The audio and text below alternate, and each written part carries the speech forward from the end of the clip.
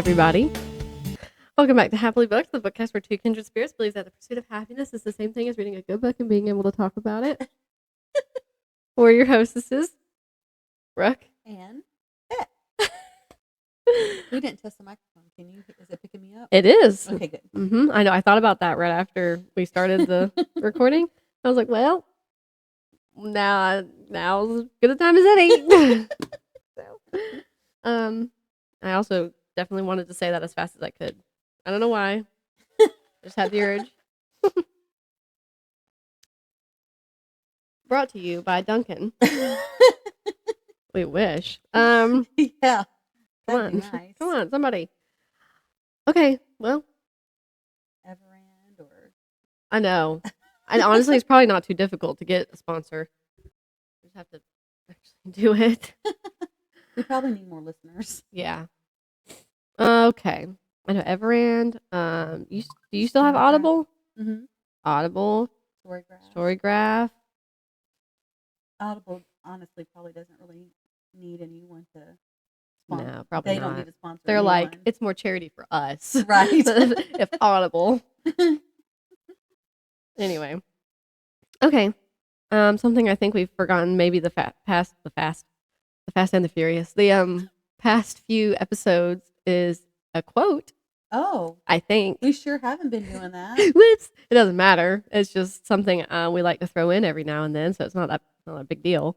You must have a quote that you found that you really want to share. You know, you would think that maybe that's why I brought it up. Oh, that's not the case. But not really. I could probably find something. Let's see. It'd have to be on my Kindle because anything I physically read recently, I just haven't saved any quotes from. Mm-hmm. Like something in this pile, I haven't saved a single quote from it. There's plenty of stuff I could share from my Amelia Peabody series. I know, they're probably really funny. They are always saying something funny. But I'm always in the car, so who's able to take notes in the car? Right. Somebody, maybe. Dangerously. Yeah. Dangerous person. If I, when I was listening to like Audible, I think I maybe did it a few times when Everand was still scribed. Mm-hmm. And I was like still driving to work and listening to stuff. Sorry, I'm a little slow. If I consciously thought, oh, that was a really good moment in the book, that could be a quote, I would remember to hit the bookmark moment or whatever it was for Audible where it actually saved stuff like that, or it saved like, a 10-second clip and you could go back and listen, whatever it was. Right. Maybe there's something in this. Sad.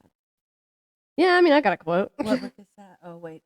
You're going to read a quote from it? So yes. I have to guess. Yeah, well, you could try to guess. I don't know anything you're reading right now. Okay, go ahead. You could look on Storygraph. I will grant you permission. Okay. I knight thee. Read your quote. Hold on. Okay. I'm gonna start actually a little bit further back than where my quote actually begins. You feel bad about the little ones. She was trying to protect them. We could have done it some other way, the man said. How?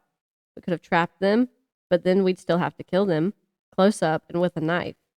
And what if, instead of the geese, we trapped the loons by mistake? The girl went silent. Why am I feeling this? She asked. Because you're beginning to understand. Understand what? That everything has its end, and we have a part to play right up to that end. The girl was quiet again, stared down at the table, and then looked up at her father. You know what I wished most of all? She said. When I was in the bath crying and my arm hurt like a big thumb under a rock. What? That's gonna make me sad. Asked the man. I'm so tenderhearted. That's been my problem. What? Asked the man. I'm a man. I wished I could have.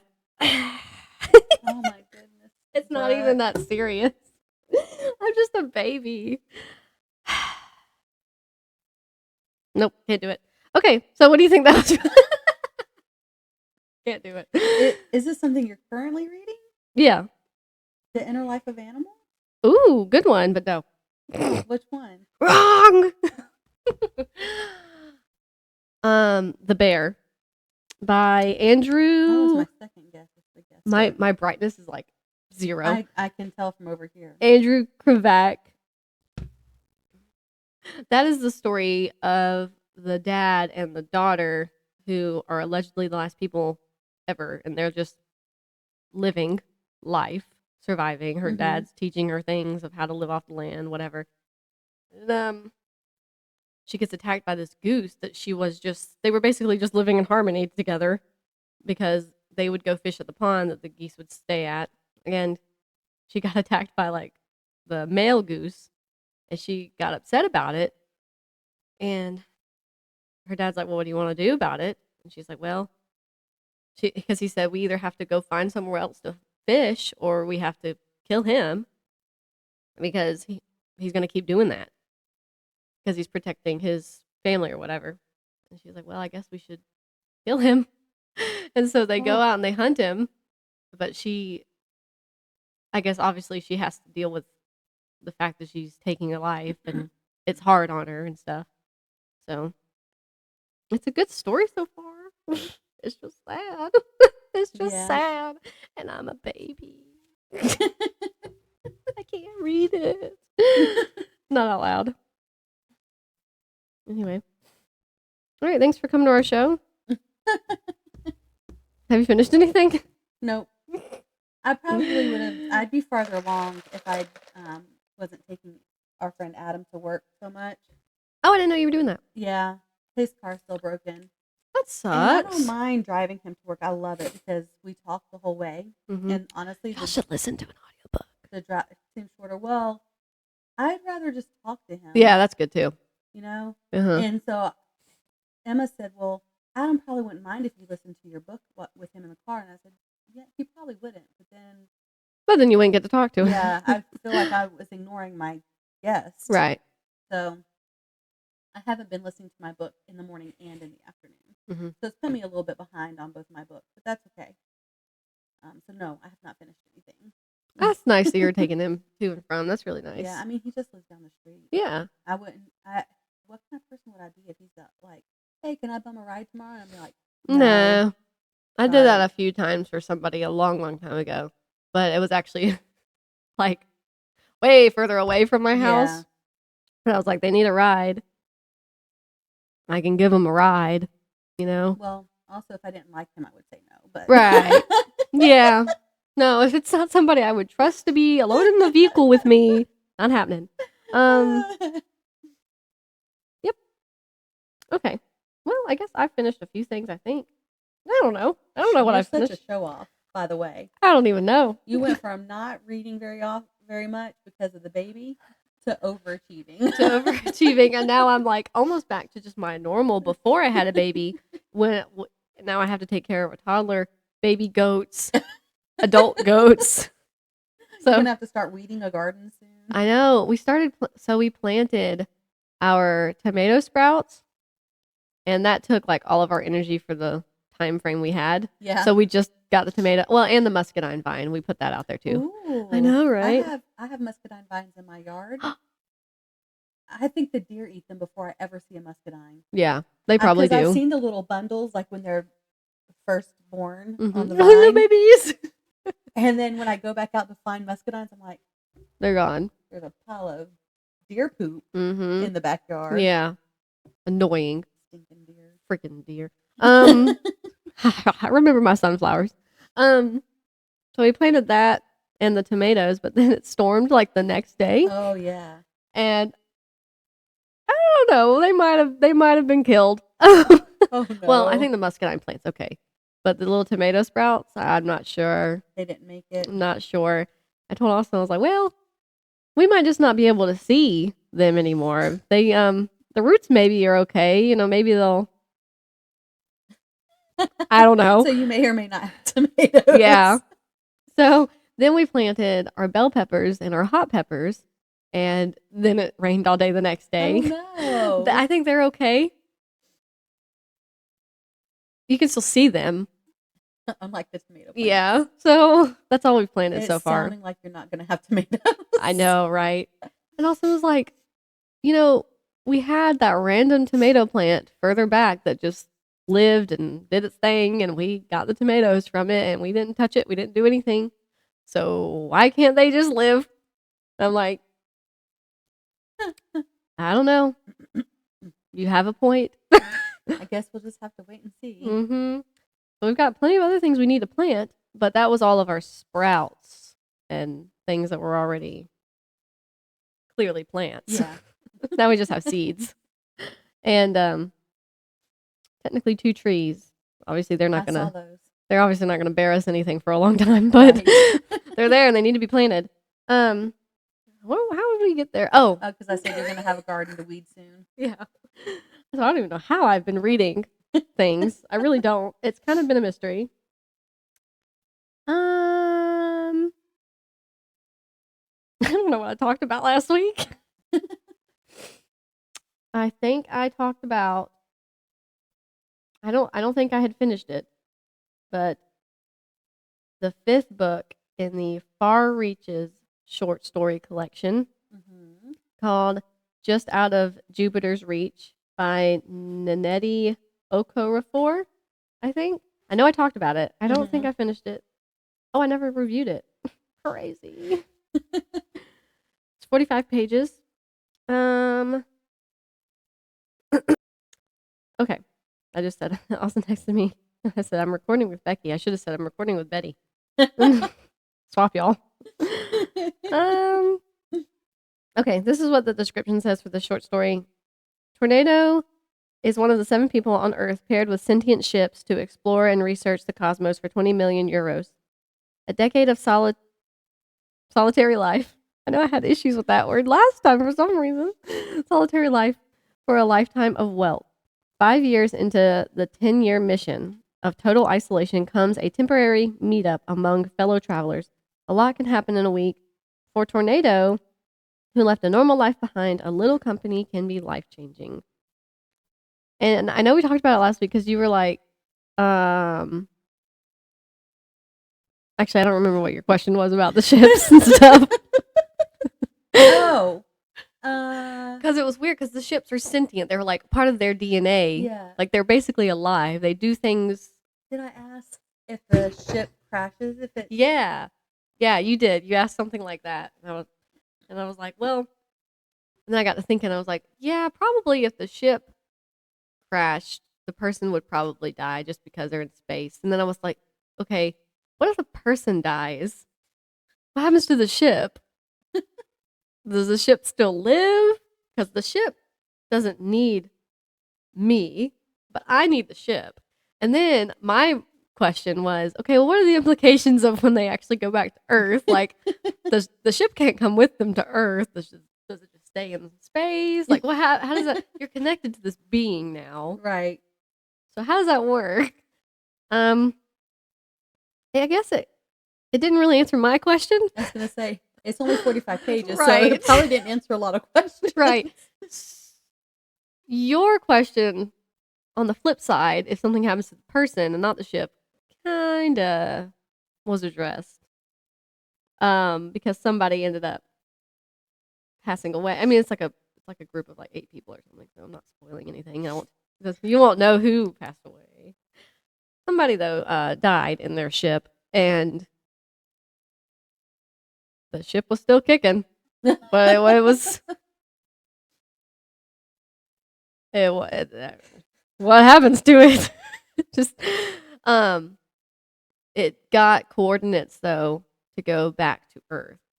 So without those coordinates though, I don't know what would I'm just curious. Mine was not really answered except when they were all together talking, hanging out. Somebody said, what are you going to do when you get back to Earth? And one of the people was like, I'm not going to go back to Earth. How can I leave my ship behind now? Like, it's a part of me. Blah, blah, blah. So I'm going to stay in space with my ship. And so that kind of addresses it, but didn't really answer it. Whatever. It was really good, though. I can't believe I didn't leave a rating or review. I'm so, gosh. It would probably have been a 5-star though. I may have another app I've been using too. I'm not gonna look at it right now. Anyway, so yeah, I finished that, and then I finished an audiobook that Faith wanted me to listen to called "That's Not My Name" by Megan Lally, and this was the book where a girl is found in the woods, no memory. People are like, "Oh, what happened to you?" She's like, "I don't know. I don't even know my name." And so she gets taken to the police station, and they're taking her, statement and everything down, making sure she's okay. And a guy shows up at the... I remember you talking about this. Goes up to the police precinct and is like, my daughter, is she here? And the police officer checks him out, checks documents to prove that that's her father. All is well. They go off, shoo. And then the other point of view is from Andrew. Drew. His name is Drew in the book. I don't know if his name is Andrew. At one point I was thinking, okay, Andrew. And then I was like, they haven't said that in the audiobook. I'm like talking to the book. And I'm like, oh, sorry, Drew. Because I'm insane. And his girlfriend went missing. Okay. And everybody in the town is like, he had to have something to do with it. And he's like, I swear I haven't. Which, of course, even if you were guilty, you would say that. Right. But with his past experiences with all the people in this town and all of the community, I had said last week, I was like, they're being very unfair to him. And I stand by that. They were being very unfair to him because given the evidence that wasn't there and the experience that they had with this person, I just think they were being a little rude about it. That's all. And so you have those two different points of view, and they come together at a certain point, obviously, to the main event. And it was a good story. It says a gripping debut thriller. It was pretty gripping, I will say. I was a little shocked because Faith had finished it, before. And then I told her I was reading it, and she was like, oh, okay, so what do you think's happening or whatever? And I told her my theories, and I told her 2 theories. And there was one other one in the back of my mind, but I was like, these 2. And it was the one in the back of your mind, wasn't it? Kind of. Played a part. There was more like a combination. Sometimes my theories, it's like, it's these 2 together. I know your theories. I know. My theories get wild. And sometimes when the book is not that wild, it kind of disappoints me. I'm like, I was up here and you're like down here. Like, you needed more to happen. But this one really, it got me. And I messaged Faith and I was like, oh my gosh, this is happening. I cannot believe it. My heart. She was like, you were so spot on with one of your theories. I couldn't say anything. I was like, well, what can I say? I'm amazing. No, I'm just kidding. But it was really good. It was shocking. It really was. It was sad. I don't like the sound of that. It was good. It was more interesting and entertaining, I guess, than sad. I mean, all the sad happens at the end. So it's not, you can, not be upset until you get there. But it was good. I gave it a 5-star, so it was better than another book I finished. Which is? Just the Nicest Couple. Oh. By Mary Kubica. I hope I'm saying her name right. That's not fair. I mean, I gave it a 3-star. It's not bad. It wasn't a bad book. Like, if you have the copy, you could still read it.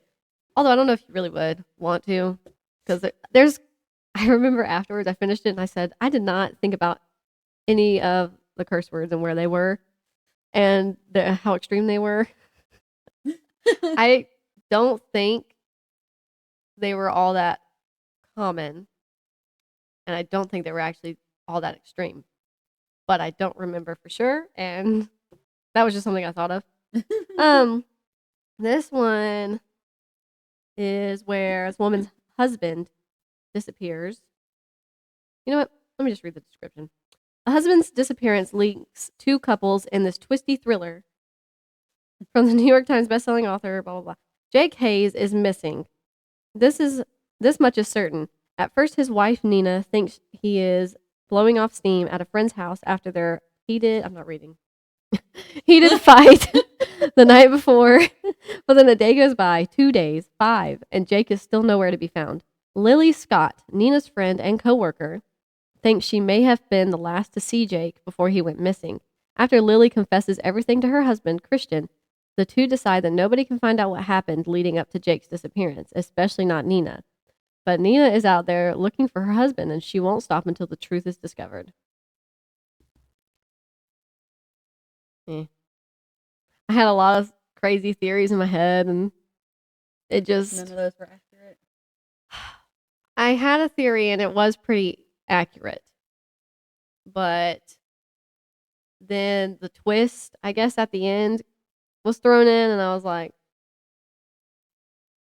okay. I mean, I'm glad this happened as opposed to what I was starting to think happened with somebody else. Mhm. Because if that happened, I think I would have been like, really, that was it? That was it? But this person kind of threw in a little curveball, so, it was okay.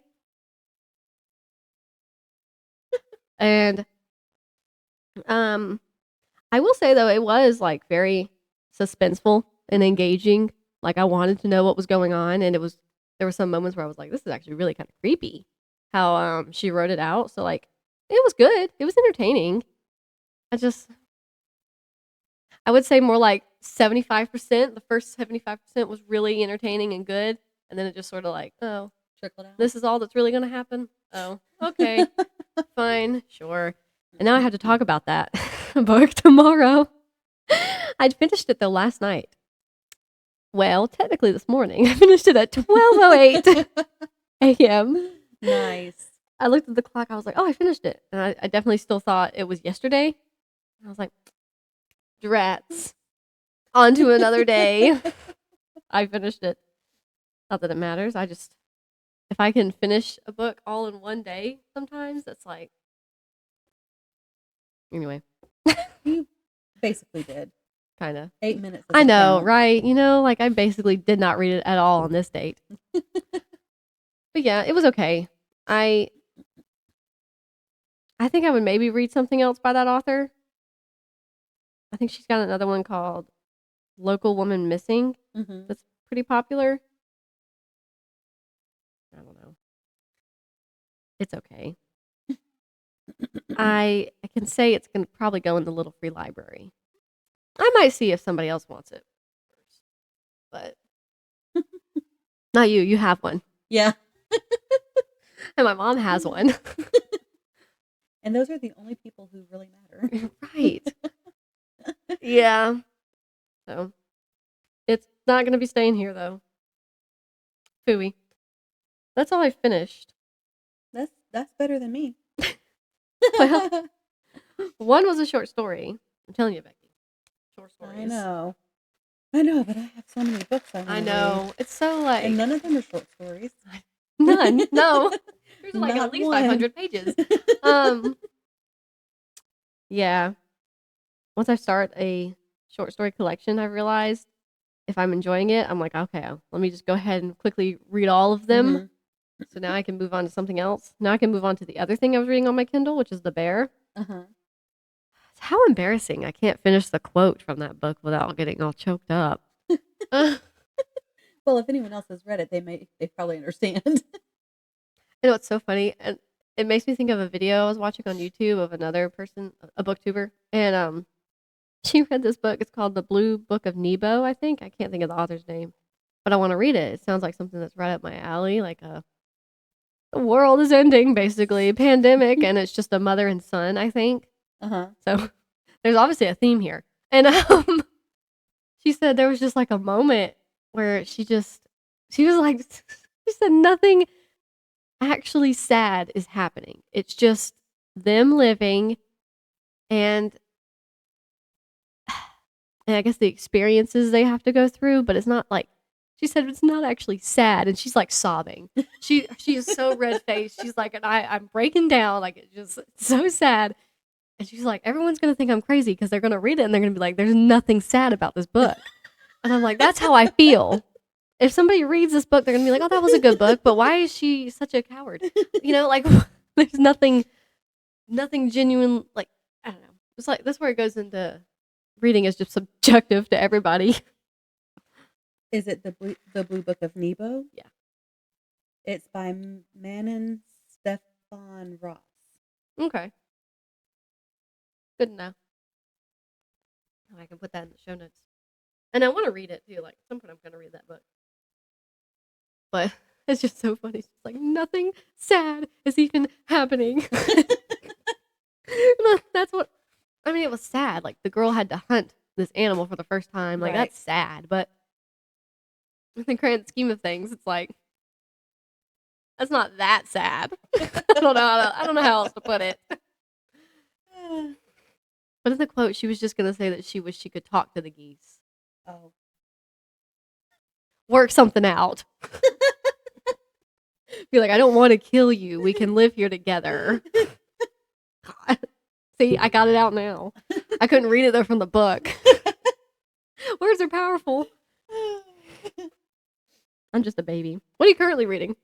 I'm still reading, technically, Red Rabbit, though I haven't read it in a while. I think really? I'm gonna try to listen to it this week. Yeah, I just said really, like you didn't just tell me you've been busy in the times that you would be listening. Yeah. It's on Kindle Unlimited. Oh. Does that help? It might. Emma's the only one. I don't use Kindle. Mm-hmm. And I don't mean for that to sound snobby. No, it doesn't. It took me a long time to be able to digitally read a book. Yeah. Emma has Kindle Unlimited. Her library is full. Oh wow. Of her free stuff. Yeah. I do that too. And I actually just recently went back through my Kindle Unlimited stuff, and I was like, okay, I'm not gonna read that. Well, so I could put other things in it. I wanted to look at my Little White Monkey book that I have on there because I wanted to see what it looked like, and it wouldn't let me because her library was full, and I was like, I just want to look at it, and she's like, hold on, Mom. Okay, now you can look at it. I don't know what she got rid of, but yeah. And that's when I found out that you can't really read the last page in the book unless you zoom in on it, which you can. You can zoom in on it. So you can still read it. You can still read it. I was really disappointed. I was like, what if everyone enjoys it until they get to that last page and then I get a bad review because they can't read it? If they really enjoy it, that shouldn't do it. If you can still read the story, I would think that's not. You have to zoom in on it to read it, though. Yeah, but what if they don't figure that out? Was it like? Because now I'm not smart, so I mean probably they would figure it out. Because I flipped over, and I was like, oh, no. And I was like, wait a minute, what if I zoom in? And I did. I could zoom in on it. It was an afterthought, though. It wasn't your initial. It was not my initial. Yeah. Leave a review saying, you have to zoom in on the last page. But leave a 5-star review. Say, this is my book. Please give it a shot. You just have to zoom in. I thought about that. So I'm still reading Red Rabbit by Alex Grecien. And I'm also reading The Last Camel Died at Noon by Elizabeth Peters. Okay. I don't know if I told you this, but so I wrote a letter to her a long time ago. I was a teenager when I wrote it. I'm not sure if you told me that. And she sent me a little card back, and she wrote on it. And I still have it, I think, unless it's gotten lost in all the multiple times I've had to clean my house. Right. But I was telling the story to a lady at church who also liked Elizabeth Peters. And I just found that out when I was telling her what I was reading. And she goes, I got to meet her one time. And she's passed away now, so I will never get to meet her. But the lady at church got to meet her one time. They lived in England for a while, so that may be where she met her. Yeah. I'm not sure. Well, she lived in Vermont or something like She lived in America. So yeah. I could be totally wrong. Anyway, so she met her and she had her sign one of her books. And I think that's very cool. That is really cool. So if I could ever meet an author that I enjoyed reading and get them to sign a book, that would be so cool. Mm-hmm. But I they're love nice. yes, I love that I have that little note card from her though. I thought Yeah. that was so sweet for her to, because of she's so popular, and I'm sure she has so many people writing to her, or did have so many people writing to her all the time. So for her to take time and handwrite, it was a handwritten note. Yeah. That she sent to me. I felt so special that she did that. Yeah, that is really nice. So, anyway, I'll have you know, I wrote to Nicholas Sparks, mm-hmm. and I never got anything back. Oh, so I should feel special.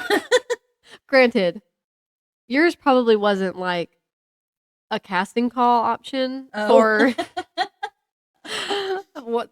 So I read "See Me" by Nicholas Sparks, and that's so far I haven't read too many by him, but that's been my favorite. Mm-hmm. And I was like, Tom Hardy. Tom Hardy needs to play the main character guy. Mm-hmm. And I was so adamant about that. I was like, here's reasons why. And I sent that to him. Not that he cares, because why would he? And I never got anything back. Well, it's funny that you should say that. So what I wrote her was, at the time that I wrote her, I don't remember how many books I had read of the Amelia Peabody series, because apparently I read more than I remember reading. But of course, when I read the first one, Adrian, of course, I had a crush on Adrian Paul at the time, but he was who I saw as Emerson in my head. And so I was like looking online, and so many people had so many ideas about who should play Emerson. And Adrian Paul wasn't even in the list, I don't think. And you were like, y'all are all wrong. But Timothy Dalton was in the list, and I like Timothy Dalton, but he's not Emerson. And then there was someone else from like one of the Colin Firth might have been in there. And then there was another one. He played Wholleben, but I don't know what his name is in real life. I think he was in the list. I was like, he's cute, but he's not really. I wouldn't see him as Emerson, but I would see him before Timothy Dalton. So anyway, I know, and I think that they said Emma Thompson should play Amelia, and I didn't agree with that because of the physical description of Amelia.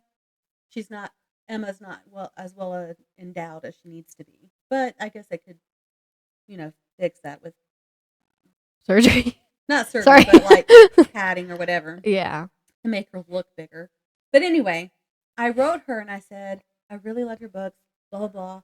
And I see that she was in talks at the time. And I think that they never went through because she didn't want her stories changed like they do so many stories. And I think the negotiations fell through just because they didn't want to do what she wanted. And they're her stories. So right. If you don't want to do what I want, that's fine. That's cool. Mm-hmm. I don't need the money. Yeah. And so I think that's why. But I said, I see that people are talking about like who should play Emerson and Peabody and stuff. And I was like, I really think Adrian Paul would be good for Emerson. And I just wanted to tell you that I really love your book, blah, blah, blah. Mm-hmm.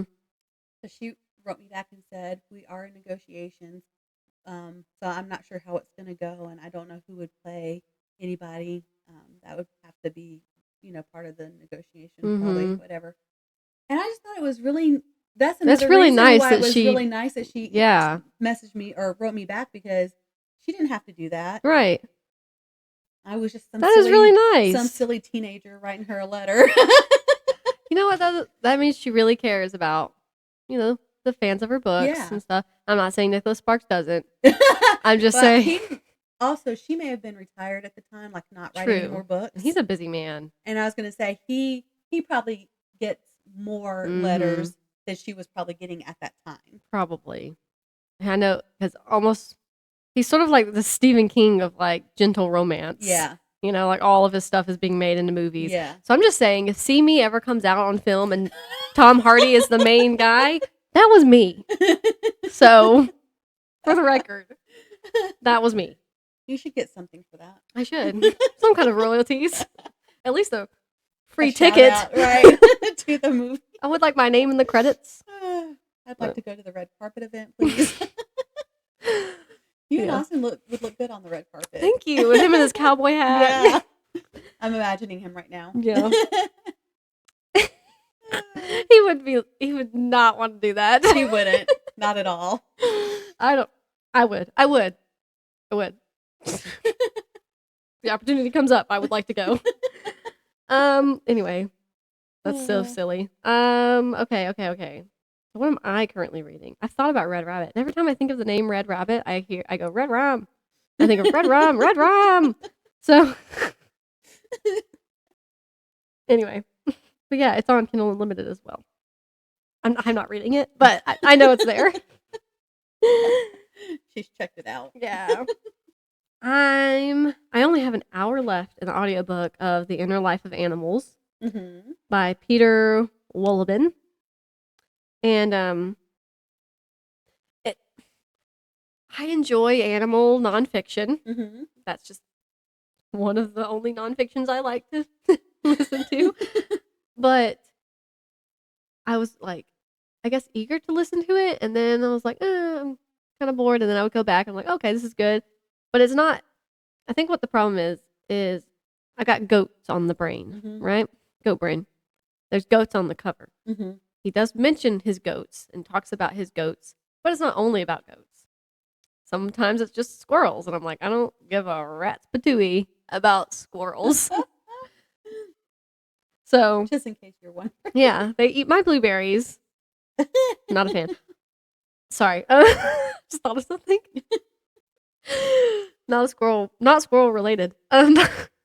So it's a good book. I'm enjoying it for what it is, and I like learning about all these things and stuff, but I do kind of wish I guess picked up a more goat oriented book.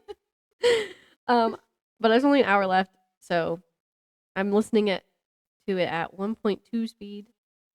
That's like as fast as I can go. It's either 1 or 1.2. Yeah. I can't listen to chipmunks in my ears.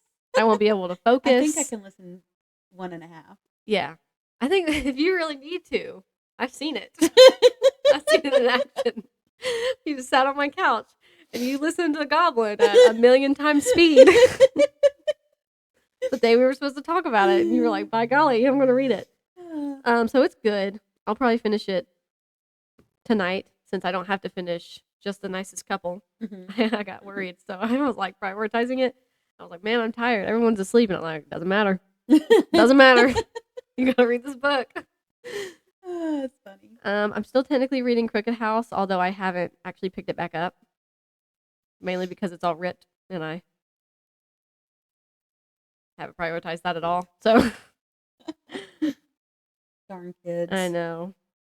But It's my fault. It was my fault. The book was already sort of flimsy. Like it's an old copy. And I left it where he could where his little grabby hands could grab it. So then I'm reading The Bear, which I'll probably maybe finish next on Kindle. And I don't know how far I am in it. It said it. It says it on your Kindle.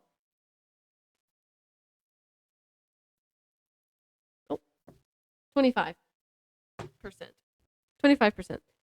So I was like, I know I'm not like 50% through yet. So I couldn't remember. The girl hasn't got lost in the forest yet. So we're not there yet. But it's good. Obviously, it's a very good story. I like a good sad, slow, sad story. And I'm on the last book in the Far Reaches short story collection, which is Slow Time Between the Stars by John Scalzi. Oh, I thought it was Remy whining. This one's only 28 pages, so I will probably finish this one first. Yeah. Then read The Bear. And I'm only like a couple pages in, and my phone gets me sometimes. It's like, oh, you're scrolling and Kindle 70% off books just today. So I click it and I look through all the books. Then on my library, I have not read anything else by John Scalzi. I haven't even finished this. It's like, because of your interest in John Scalzi, all of his books, I'm like, hold on now. I've read one book. Don't even know the man. Like, no. Calm down. That's funny. Oh, I should read what that one's about. Because I don't even know. I could barely tell you.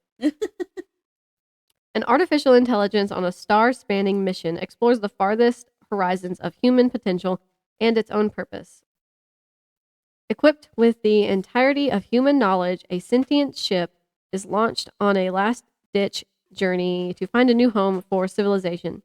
Trillions of miles, tens of thousands of years, in the space between, the AI has plenty of time to think about life, the vastness of the universe, everything it was meant to do, and, with a perspective created but not limited by humans, what it should do. You know, I'm sure it's going to be decent. I'm sure I'm going to like it. But I feel like I've read several things lately that have been AI oriented, and I'm like, I don't care that much about. I really don't. I don't care that much about the AIs coming to life, and yeah, I don't know. In some aspects, I guess it's written better and more intriguing to me than others. But when I get my second book finished, you should read it. I will. It's about a plague. I think you mentioned that. I love me a good plague. Death to humanity. I'm just kidding. So I have these. Yeah. It's not a haul, but I hauled them. Well, I hauled this one a couple times ago, actually, a couple episodes ago. Yeah. And blah blah. This I never talked about, I don't think. But it was going to be one of my Colorado books. The Wild Inside. I see it has a bookmark in it. Yeah. That's the first page. Oh. I was going to say, it looks like maybe you read 5 pages. No. Not even. No, that's all the extra. Oh, it's got a map. That's what it is. I love a good map. Yeah. This. Someone goes missing in a national park, something or another. Someone's got to figure it out. It's a thriller novel. It says a novel of suspense. I think this is the first in some kind of series that this woman has. And it seemed interesting to me. I don't know where I got this book. I feel like maybe I ordered it on Amazon. I probably did that. I ordered this on Amazon. So between this, and another book on my Kindle, after I finish all the books I'm reading now, was thinking of, I'm going to probably put out a poll. On what you should read next? Yeah, I think that everybody loves to participate in my polls. Sarcasm. But when they do, I think about it. Sometimes I'll say, what book should I read? And people are like, this one. And I'm like, nah. I'm going to read another one. Oh, where is it? You're so funny. There it is. Boop. So it'll be between Cell by Stephen King, The Wild Inside by Christine Carbo. I might throw Red Rabbit on there. Or, I didn't mean to open the book. I want to learn about it. Tell me things. Tell me things about it. Okay. Kindles are slow because it's how they have a good battery. I think I would rather be quicker and have a lesser battery. I was a snob about the Kindles when they first came out.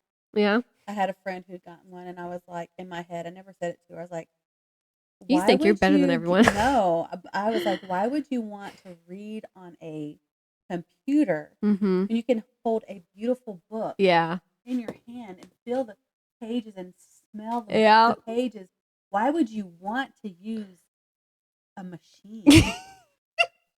I was snobby about I them understand. when they first came out. No, like literally, I think it may have just been last year where I actually read on my Kindle.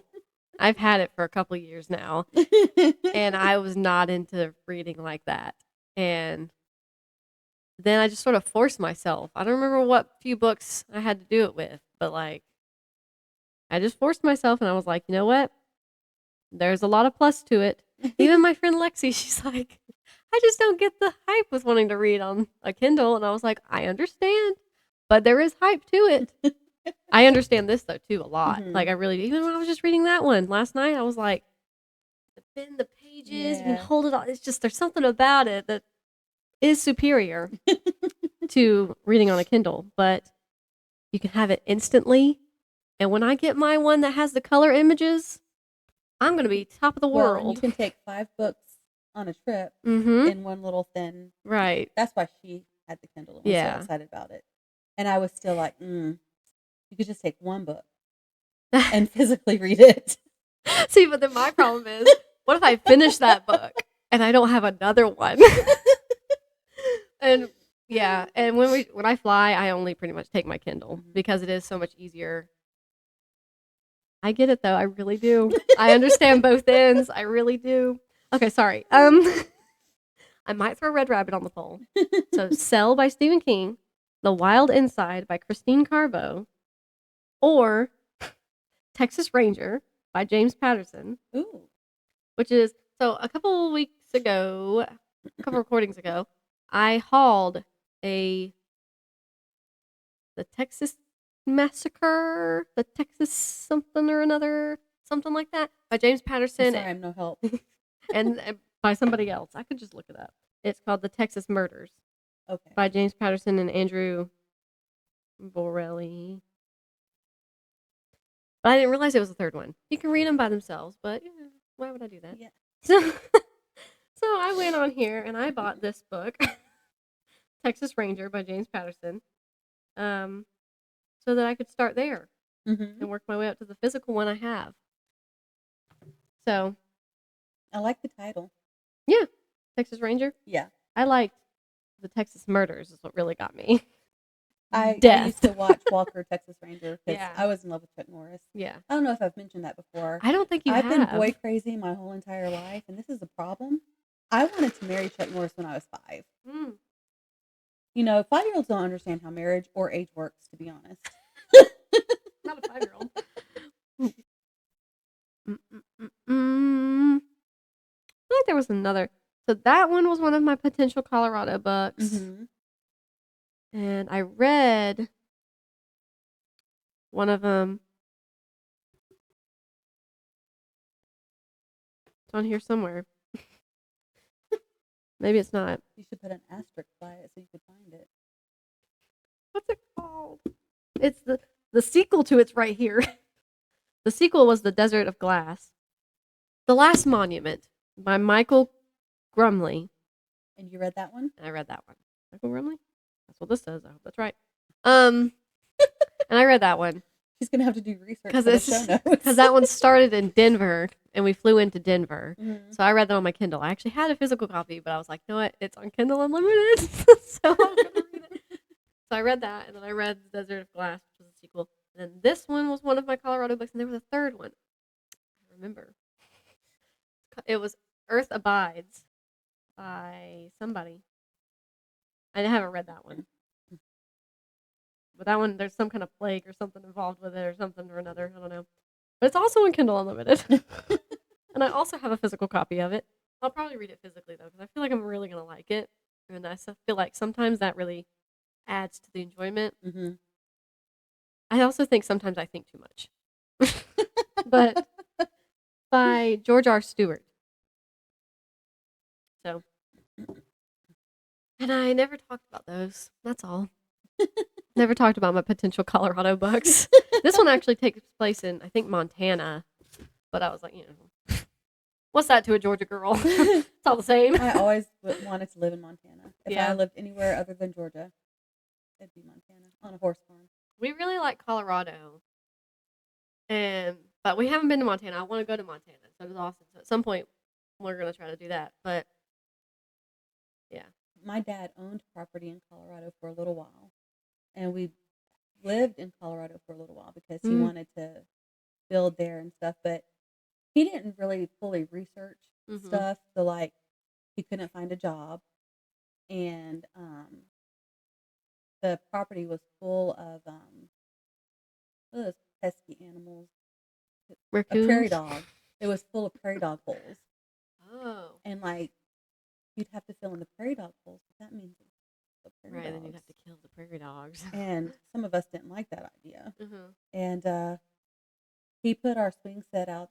He had taken our swing set with us, and it was on the property. And when we moved back to Georgia, the swing set stayed. And I think my sister's still bitter about it, in case anyone was wondering. I am too. I'm bitter about that now that you so mentioned it's kind it. of sad that we didn't get to grow up in Colorado, but everything would have been different. And I would have known you. Yeah. So there you go. Yeah, we like Colorado. But there's you'd have to find the perfect spot in Colorado because we like visiting Colorado a lot, and there's some places there we like, but we wouldn't want to live in the mountains. Mm-hmm. We wouldn't want to live on the plains. Mm-hmm. I was like, we'd have to live somewhere near a mountain, Mm-hmm. almost valley-esque, but not right off the highway. Yeah. My aunt. There's just so much you have to really plan. Two of my aunts live there. Oh, and I nice. think they both live in, I want to say they live in Denver, but that might be wrong. I wouldn't want to live in Denver. No offense, aunts. One of them lives like on the edge of mountains, and they're always riding their four-wheelers out there or hiking.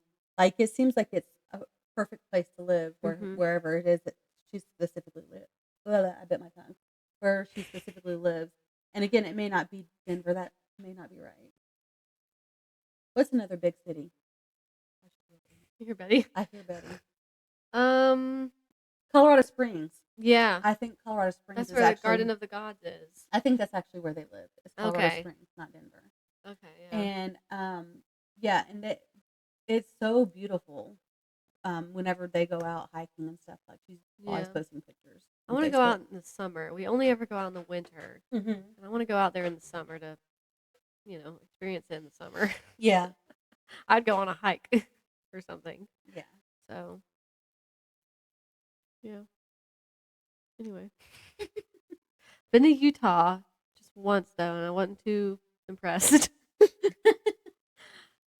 But we only stayed around Salt Lake City and then to the flats, the salt flats, and it was a neat experience, but it's like just a flat desert. It's so disorienting out there. It was like freaky. Like, it was so flat. You could just be out there and you could just walk straight and then you would just disappear. Oh. Yeah. And you wouldn't know somebody was there until you were close enough. Oh, that's weird. Yeah. Very disorienting. That is like, we had to creepy. make sure the mountains were on one side of us so we could remember. So you didn't get lost? Yeah. Ooh. Now, seen from above, I'm sure it's like, oh, look at all this. Everybody can see each other. We're all there. Everything's fine. But, yeah, no, it was a little weird. It was neat to visit, though. But, okay. I liked Washington, though. We visited Washington. And I really like the trees. The trees are pretty. That's what I've heard. My brother was stationed That's what it said in Twilight. And he got very depressed from all the rain. Yeah. And I guess if you grow up there, like, it's different. But when you're used to Georgia and you move there, yeah, I could see how that'd be tough. And when we were in Washington, I was like, "Where's Forks at?" It was like 4 hours away, so we didn't visit Forks. But it was neat. Anyway, that's all. That's all. That's all for me too. I feel like we did a good job talking about books today and states. So if anyone's interested, Colorado is a great place to visit. Anyway, thank you for listening. As always, it's wonderful to know that there are so many kindred spirits in the world, and it'd be even greater if there were more of us. Join us. That sounded creepy. Join us. As always, please continue to check out the Sideways Sheriff, who is also on YouTube and Instagram and Facebook. And we do have merchandise. Again, if you're interested, just email us and we'll make sure that you get some. And thank you, Tracy, for doing all of that for us. We appreciate it a lot. We have these mouse pads. We have t-shirts, which I still have not worn, but I did find one. Oh, I good. don't know where it is currently, but it was found and lost again apparently. But we have t-shirts and they're very cute, and we have tote bags, Love the tote bag. which you can carry your books in. Yeah. So just if you're interested, we do have merchandise. Let us know. And if there's any book that you think we should read, you can email us that too. We always are up for suggestions. And Brooke is currently doing a book club in person, but we haven't done a book club on the podcast for this year. So if anyone is interested in submitting ideas for a book that we should maybe do for the podcast, you can email us. And check out the show notes. And until next time, stay happily booked. Bye. Bye.